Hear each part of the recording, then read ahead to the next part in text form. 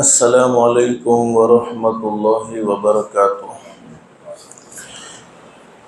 الحمد للہ وکفی وسلام علی عبادہ الذین اصطفی، اما بعد اعوذ باللہ من الشیطان الرجیم، بسم اللہ الرحمن الرحیم۔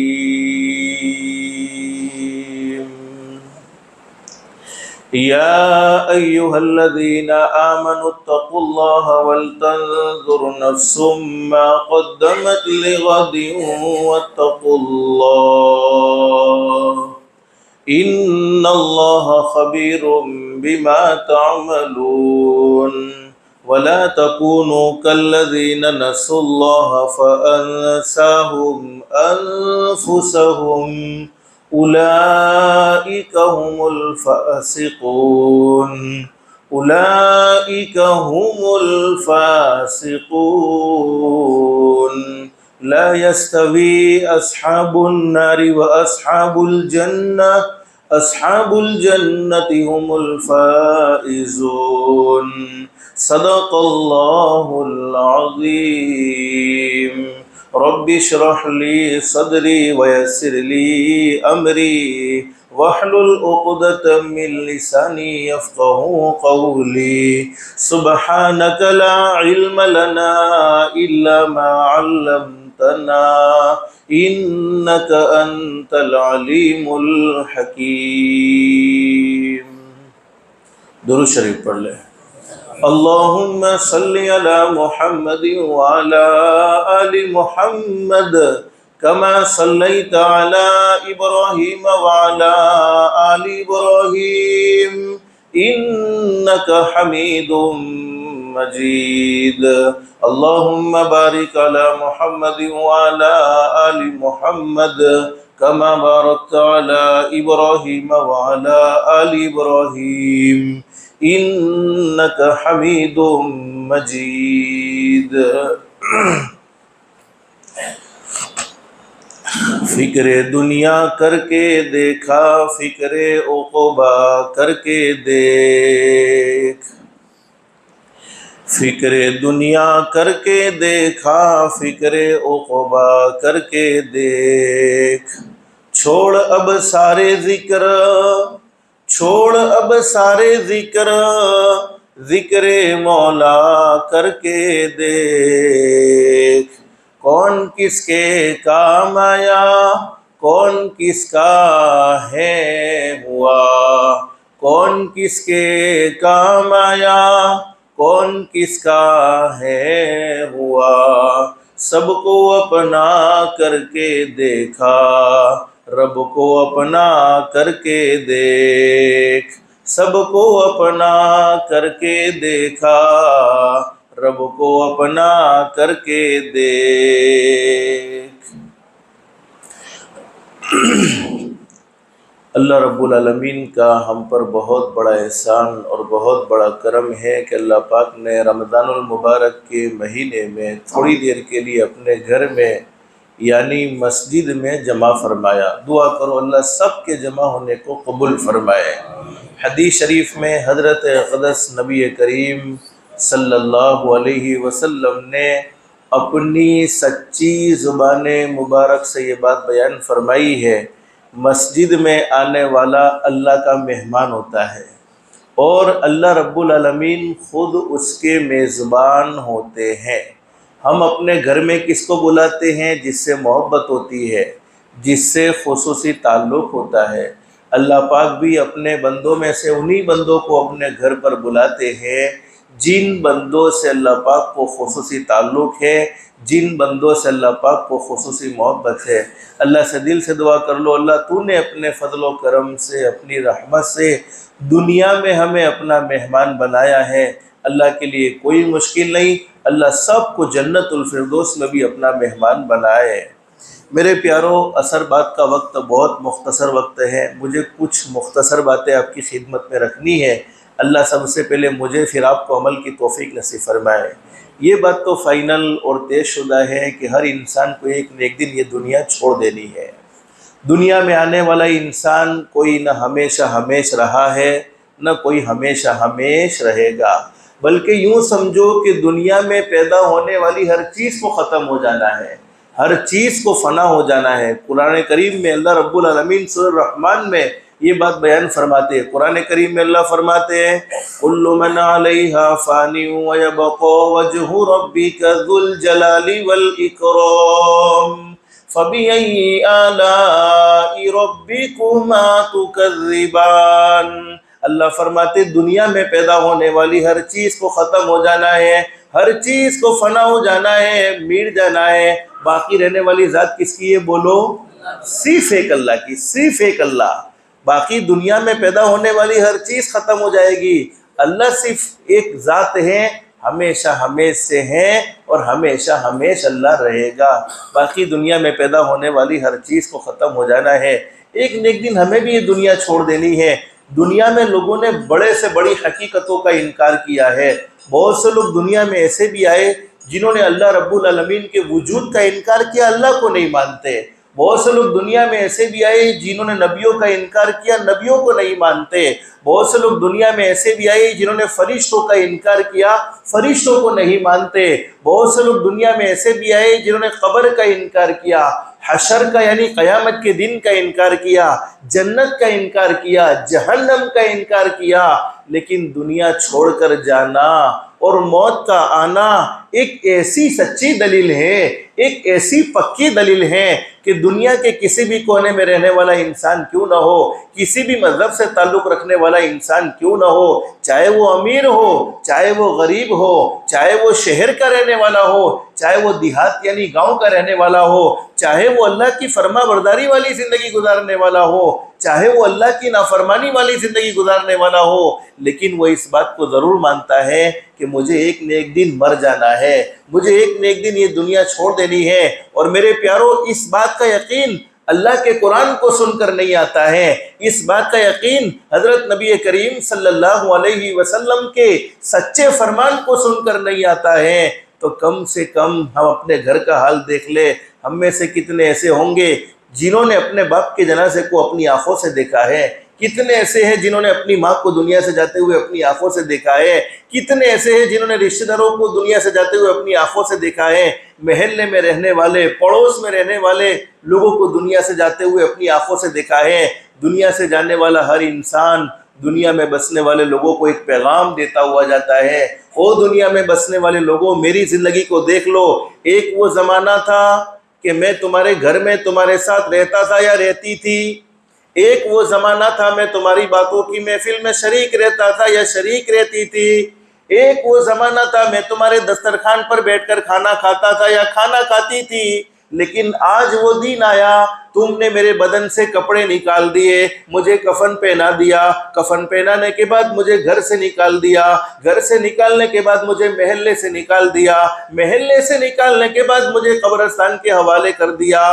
جیسا میرا یہ آج حال ہوا ہے، کل وہ تمہارا بھی ہونے والا ہے، اپنے اس حال کو بھول مت جانا۔ اور میرے پیارو، جب بھی کسی کے انتقال کی خبر ہمارے موبائل پر آوے، اس وقت فوراً یہ سوچ لینا چاہیے آج اس کی موت کی خبر مجھے سنائی جا رہی ہے، آج اس کی موت کی خبر مجھے دی جا رہی ہے، لیکن وہ دن بھی دور نہیں ہے، میری موت کی خبر بھی کسی کو سنائی جائے گی۔ اور ہم مرنے والے کو بیچارہ سمجھتے ہیں۔ اللہ مرحومہ کی مغفرت فرمائے، جنت الفردوس میں اللہ تعالیٰ مقام نصیب فرمائے، گھر والوں کو صبر جمیل نصیب فرمائے۔ لیکن حقیقت یہ ہے، مرنے والا بیچارہ نہیں ہے، ان پر تو سب کچھ گزر چکی ہے، بیچارے تو ہم ہیں، اور ہم نے دنیا کی زندگی میں آخرت کا سفر کا سامنا کرنا ہے۔ بس اللہ سے دل سے دعا کر لو، اللہ ہم سب کے لیے آخرت کا سفر آسان فرمائے۔ لیکن جانا دنیا سے ہر کسی کو ہے، دنیا میں کوئی انسان ہمیشہ ہمیش کے لیے نہ آیا ہے، نہ کوئی ہمیشہ ہمیش رہے گا۔ اسی لیے بہت زبردست بات بیان فرمائیے،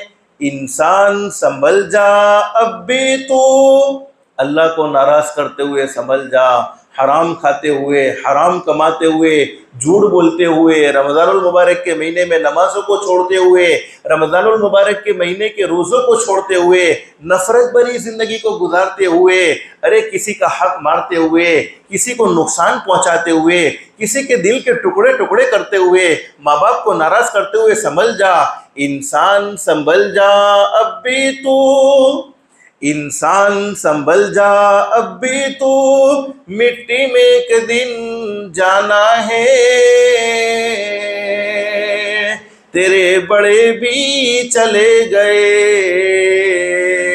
اور تیرا بھی نمبر آنا ہے۔ ہر ایک کو باری باری یہ دنیا چھوڑ دینی ہوگی۔ کون دنیا میں ہمیشہ ہمیشہ رہنے والا ہے؟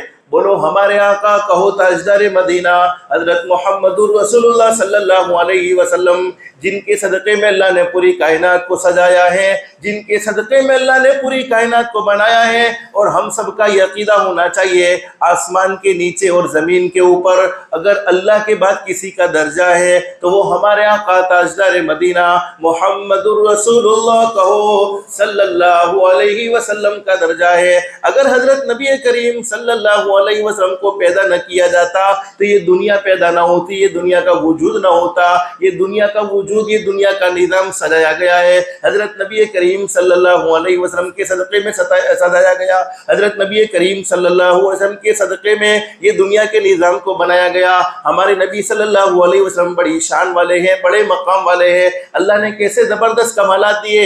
ایک مرتبہ چاند کی طرف انگلی سے اشارہ کر دیا، چاند کے 2 ٹکڑے ہو گئے۔ مکے میں بارش نہیں ہو رہی تھی، مکے میں بارش نہ ہو رہی تھی، لوگ پریشان تھے، لوگ بہت زیادہ بے چین تھے، بے قرار تھے، اس لیے کہ پانی ایسی چیز ہے جس کو ہر ایک کی ضرورت ہوتی ہے، بغیر پانی کے آدمی کی زندگی کا گزارا نہیں ہو سکتا ہے۔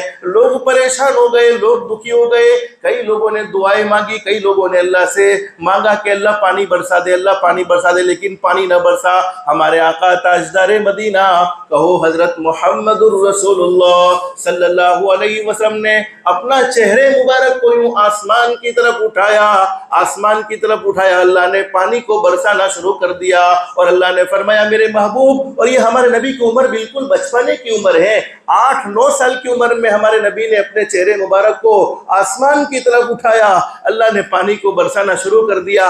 آواز آئی میرے محبوب چہرہ اٹھانے کی ضرورت نہیں تھی، انگلی کا اشارہ کر دیتے تب بھی میں پانی برسا دیتا۔ ہمارے نبی ایسی شان والے، ایسے مقام والے، ایسے مرتبے والے۔ ایک مرتبہ حضرت نبی کریم صلی اللہ علیہ وسلم سفر میں ہیں، صحابہ کرام بھی موجود ہے، سفر میں پانی ختم ہو گیا، ہر ایک کو پانی کی ضرورت تھی، ایک چھوٹے سے پیالے میں پانی لایا گیا، اور حضرت نبی کریم صلی اللہ علیہ وسلم نے اس پانی میں اپنا ہاتھ مبارک رکھ دیا۔ کیا زبردست ہاتھ ہوگا، کیا نورانی ہاتھ ہوگا، وہ جنتی ہاتھ حضرت نبی کریم صلی اللہ علیہ وسلم نے پانی کے پیالے میں رکھا، ہر انگلی سے پانی کا چشمہ بہنا شروع ہو گیا، اور صحابہ کرام نے پانی بھی پیا۔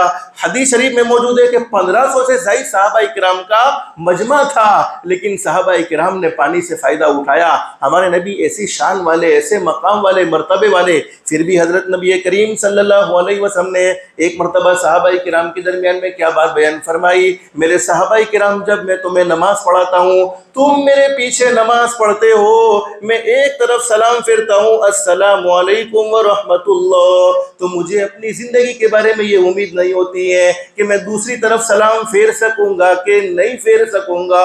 ایک مرتبہ حضرت نبی کریم صلی اللہ علیہ وسلم نے فرمایا میرے صحابہ کرام جب میں کھانے کے لیے لقمے کو اٹھاتا ہوں اور اپنے منہ میں رکھ دیتا ہوں، پھر بھی مجھے یہ امید نہیں ہوتی ہے کہ یہ لقمہ میرے حلق سے یعنی میرے گلے سے نیچے اترے گا یا نہیں اترے گا۔ ایک مرتبہ حضرت نبی کریم صلی اللہ علیہ وسلم نے فرمایا میرے صحابہ کرام جب میں پانی کے پیالے کو اٹھاتا ہوں، مجھے یہ امید نہیں ہوتی ہے کہ یہ پیالہ میرے منہ کے قریب تک پہنچے گا یا نہیں پہنچے گا۔ جن کے صدقے میں اللہ نے پوری کائنات کو سجایا، جن کے صدقے میں اللہ نے پوری کائنات کو بنایا، وہ نبی حضرت محمد الرسول اللہ صلی اللہ علیہ وسلم آخرت کے سفر کے بارے میں کتنا بے چین اور بے قرار رہتے ہیں، کتنا فکر مند رہتے ہیں، اور ہم نے تو اپنی زندگی میں کتنے سالوں کے پلان ابھی سے بنا کر رکھے ہیں۔ حالانکہ دنیا سے کئی لوگوں کو جاتے ہوئے دیکھا ہے، پھر بھی ہماری سوچ یہ ہے 2026 میں یہ کریں گے، 2027 میں یہ کریں گے، 2028 میں یہ کریں گے۔ حالانکہ ایک سیکنڈ کے بعد کیا ہو جاوے کسی کو معلوم ہوتا نہیں ہے۔ آگاہ اپنی موت سے کوئی بشر نہیں، ساما 100 برس کا ہے پل کی خبر نہیں۔ اس لیے علماء نے بڑی زبردست بات بیان فرمائی ہے کہ ہر انسان کے آنے کی ترتیب فکس ہے۔ کیا ترتیب ہے؟ پہلے دادا آتے ہیں، پھر ابا آتے ہیں، پھر بیٹا آتا ہے، پھر پوتا آتا ہے، لیکن جانے کی کوئی ترتیب فکس نہیں ہے۔ کبھی کبھی ایسا ہوتا ہے کہ دادا موجود ہے، پوتا دنیا سے چلا گیا، باپ موجود ہے، بیٹا دنیا سے چلا گیا، ماں موجود ہے، بیٹا دنیا سے چلا گیا۔ اس لیے یاد رکھو میرے پیارو، بولو ہم اپنی مرضی سے اس دنیا میں نہیں آئے ہیں، کہو بے شک ہم اپنی مرضی سے اس دنیا میں نہیں آئے ہیں، ہمارا آنا بھی اپنی مرضی سے نہیں تھا اور ہمارا جانا بھی اپنی مرضی سے بولو نہیں ہوگا۔ جب ہمارا آنا بھی اپنی مرضی سے نہیں تھا اور جب ہمارا جانا بھی اپنی مرضی سے نہیں ہوگا تو پھر زندگی بھی اپنی مرضی کی نہیں ہونی چاہیے، زندگی بھی محمد الرسول اللہ کہو صلی اللہ علیہ وسلم کی غلامی والی ہونی چاہیے۔ بس مختصر اللہ پاک ہم سب کو عمل کی توفیق نصیب فرمائے، لیکن میرے پیارو آج سے طے کر لو کہ ہم نبی کریم صلی اللہ علیہ وسلم کی سچی غلامی کو اختیار کریں گے، کہو انشاءاللہ۔ ہم چاہتے ہیں کہ ہمارے اللہ سے ہمارا تعلق مضبوط ہو جائے، بولو چاہتے کہ نہیں چاہتے؟ فکر دنیا کر کے دیکھا، فکر عقبا کر کے دیکھ، دنیا کی فکر کرنے میں ساری زندگی گزر گئی، اب تو آخرت کی فکر کرنی چاہیے۔ چھوڑ اب سارے ذکر مولا کر کے دیکھ، دنیا والوں کی تعریفیں کرتے کرتے زبانیں گھس گئی ہیں، کاش پیدا کرنے والے اللہ کو یاد کر لیا ہوتا۔ چھوڑ اب سارے ذکر مولا کر کے دیکھ، کون کس کے کام آیا، دنیا میں کون کس کے کام آتا ہے، کون کس کے کام آیا، کون کس کا ہے ہوا، سب کو اپنا کر کے دیکھا، رب کو اپنا کر کے دیکھ۔ آج رب سے تعلق قائم کریں گے، کہو انشاءاللہ۔ تو قرآن کریم میں اللہ رب العالمین فرماتے ان کنتم تحبون اللہ، اللہ فرماتے او میرے بندو اگر تم اللہ سے محبت کرنا چاہتے ہو، چاہتے کہ نہیں چاہتے، تو ڈائریکٹ تم اللہ سے محبت نہیں کر سکتے ہو، اس کے لیے راستہ یہ ہے فاتبعونی، میرے محبوب حضرت محمد الرسول اللہ صلی اللہ علیہ وسلم سے تمہیں محبت کرنی ہوگی، میرے محبوب کی غلامی والی زندگی گزارنی ہوگی۔ ایک ولی کامل تھے، ایک بہت بڑے اللہ کے ولی تھے، اپنے گھر میں بیٹھ کر ایک شاعری پڑھتے تھے۔ شاعری تو اب سمجھتے ہیں نا، شاعری پڑھتے تھے۔ کیا شاعری پڑھتے تھے؟ اب نہ ڈھونڈیں گے ہرگز پتہ مل گیا، اب نہ ڈھونڈیں گے ہرگز پتہ مل گیا۔ کسی نے سن لیا تو پوچھا کہ حضرت کیا چیز ڈھونڈ رہے ہو اور کون سی چیز کا پتہ مل گیا؟ سمجھے کہ نہیں سمجھے؟ کیا چیز ڈھونڈ رہے ہو اور کون سی چیز کا پتہ مل گیا؟ فرمانے لگے تم نے میری پوری بات کو نہیں سنا ہے، پوری بات کو سن لو۔ اب نہ ڈھونڈیں گے ہرگز پتہ مل گیا، اب نہ ڈھونڈیں گے ہرگز پتہ مل گیا، جب نبی مل گئے تو خدا مل گیا، جب نبی مل گئے تو خدا مل گیا۔ یعنی اللہ کو پانے کا راستہ حضرت نبی کریم صلی اللہ علیہ وسلم کی غلامی ہے۔ آج کی مجلس میں دو کام کی نیت کر لو، کرتے ہیں انشاءاللہ۔ اگر یہ دو کام ہم نے اپنی زندگی میں کر لیے، دنیا والے ہمیں اچھا سمجھے نہ سمجھے، دنیا والے ہم سے محبت کرے نہ کرے، دنیا والے ہماری عزت کرے نہ کرے، دنیا والے ہم سے محبت کرے، ہم سے اچھا سلوک کرے نہ کرے، پیدا کرنے والا اللہ کہے گا میرا بندہ تجھ سے اچھا میرے نزدیک کوئی ہو سکتا نہیں ہے۔ جب اللہ اچھا کہہ دے تو دنیا والوں کے اچھا برا کہنے سے کوئی فرق پڑتا ہے؟ بولو کوئی فرق پڑتا نہیں ہے۔ سب سے پہلا کام، رمضان کا مبارک مہینہ ہے، ماشاءاللہ نمازوں کا اہتمام کرتے ہیں، اللہ سب کی نمازوں کو قبول فرمائے۔ رمضان کا مہینہ جانے کے بعد بھی نمازیں بولو انشاءاللہ کبھی نہیں چھوڑیں گے۔ بولو اس سے اچھا کوئی ہو سکتا ہے جو اللہ کے سامنے جھکنے والا ہو، اور ہم اللہ کے سامنے میرے پیاروں جھکیں گے۔ اللہ پاک نے دن رات کے 24 گھنٹے عطا فرمائے ہیں، اور 24 گھنٹے میں اللہ پاک نے ہم سے 1.25 گھنٹہ یا 1.5 گھنٹہ مانگا ہے۔ او میرے بندو 1.25 گھنٹہ یا 1.5 گھنٹہ میرے سامنے جھک جاؤ۔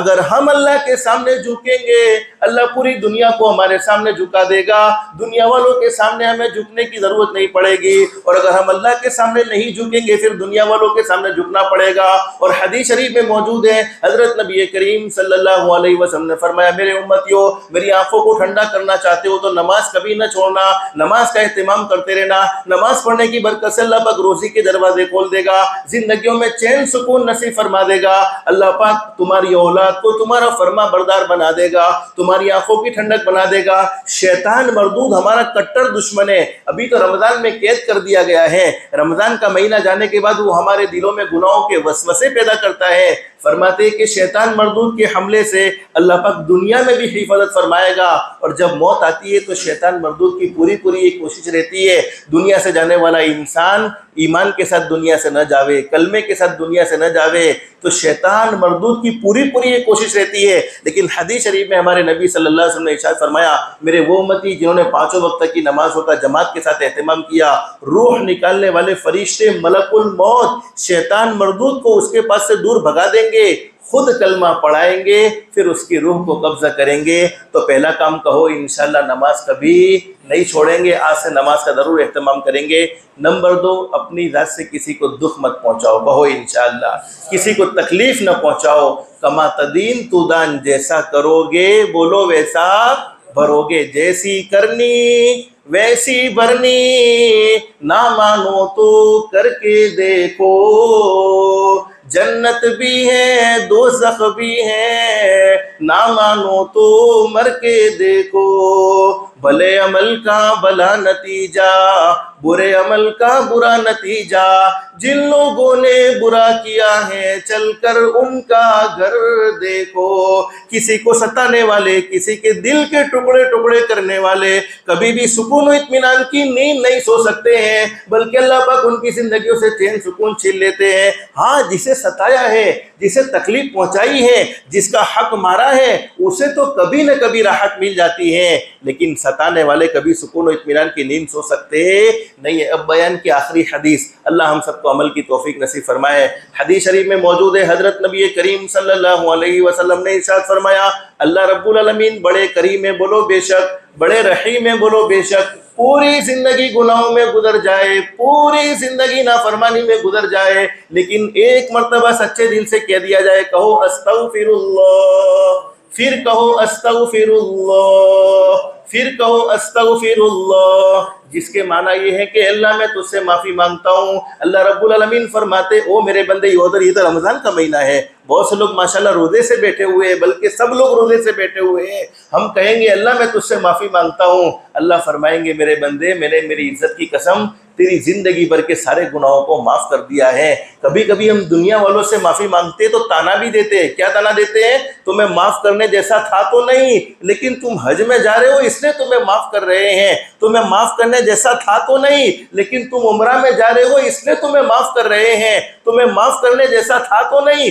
لیکن تم رمضان کے مہینے میں معافی مانگ رہے ہو اس لیے تمہیں معاف کر رہے ہیں۔ اور پیدا کرنے والا اللہ کیا کہتا ہے؟ پھر کہو استغفر اللہ، پھر ایک مرتبہ دل سے کہو استغفر اللہ، اے اللہ میں تجھ سے معافی مانگتا ہوں۔ اللہ رب العالمین فرماتے، او میرے بندے، میں نے تجھے ایسا معاف کیا ہے، التائب من الذنب کمن لا ذنب لہ، جیسا کہ تو نے گناہ کیا ہی نہیں تھا، بلکہ گناہ لکھنے والے فرشتے کو بھی وہ گناہ بھلا دیا جاتا ہے، اور زمین کے جس ٹکڑے پر ہم نے نیکی کی ہوتی ہے، گناہ کیا ہوتا ہے، زمین ہماری نیکی بھی ریکارڈ کرتی ہے، زمین ہمارے گناہ کو بھی ریکارڈ کرتی ہے، زمین بھی وہ گناہ بھول جاتی ہے، لیکن 2 گناہ ایسے ہیں جن کی سزا مرنے کے بعد تو ملتی ہی ملتی ہے، مرنے سے پہلے دنیا میں بھی ضرور مل جاتی ہے۔ نمبر 1، جس نے اپنے ماں باپ کے دل کے ٹکڑے کیے ہو، ماں باپ کو ستایا ہو، ماں باپ کو ناراض کیا ہو، آج سے میرے پیاروں نیت کرو، ماں باپ کے ساتھ اچھا سلوک کریں گے، کہو انشاءاللہ ماں باپ کو دکھی نہیں کریں گے۔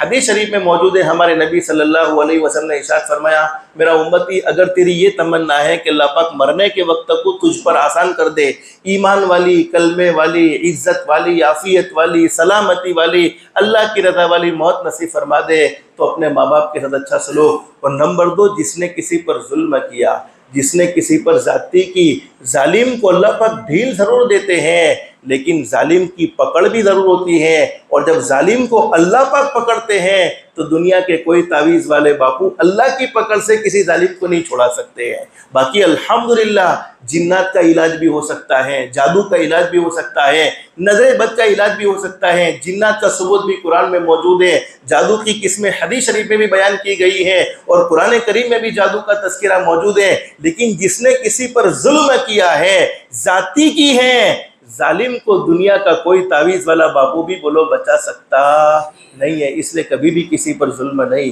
کبھی بھی کسی پر زیادتی نہیں، ہمیشہ ہمیں اچھے اخلاق سے پیش آنا ہے۔ بس اللہ سے دل سے دعا کر لو، اللہ ہم سب کو اللہ کے احکام کے مطابق حضرت نبی کریم صلی اللہ علیہ وسلم کے طریقے کے مطابق زندگی گزارنے کی توفیق و سعادت نصیب فرمائے، ہماری دنیا بھی بہتر سے بہتر بنائے، آخرت بھی بہتر سے بہتر بنائے۔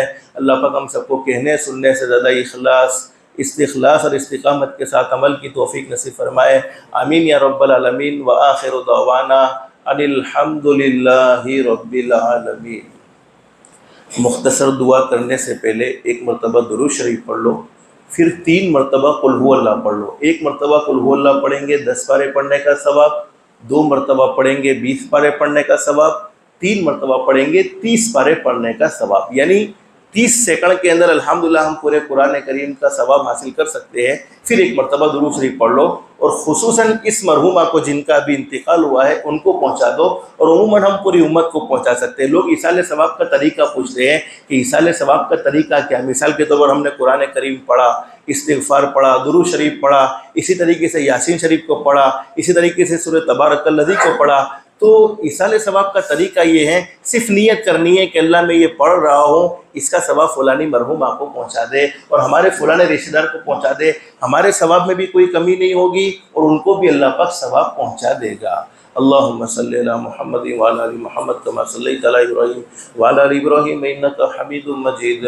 اللہم بارک علی محمد وعلی آل محمد کما بارکت علی ابراہیم وعلی آل ابراہیم انک حمید مجید۔ اعوذ باللہ من الشیطان الرجیم، بسم اللہ الرحمن الرحیم۔ قل هو اللہ احد اللہ الصمد لم یلد ولم یولد ولم یکن له کفوا احد۔ بسم اللہ الرحمن الرحیم۔ قل هو اللہ احد اللہ الصمد لم یلد ولم یولد ولم یکن له کفوا احد۔ بسم اللہ الرحمن الرحیم۔ قل هو اللہ احد اللہ الصمد لم یلد ولم یولد ولم یکن له کفوا احد۔ صدق اللہ العظیم۔ اللہم صلی علی محمد وعلی آل محمد کما صلیت علی ابراہیم وعلی آل ابراہیم انک حمید مجید۔ اللہم بارک علی محمد وعلی آل محمد کما بارکت علی ابراہیم وعلی آل ابراہیم انک حمید مجید۔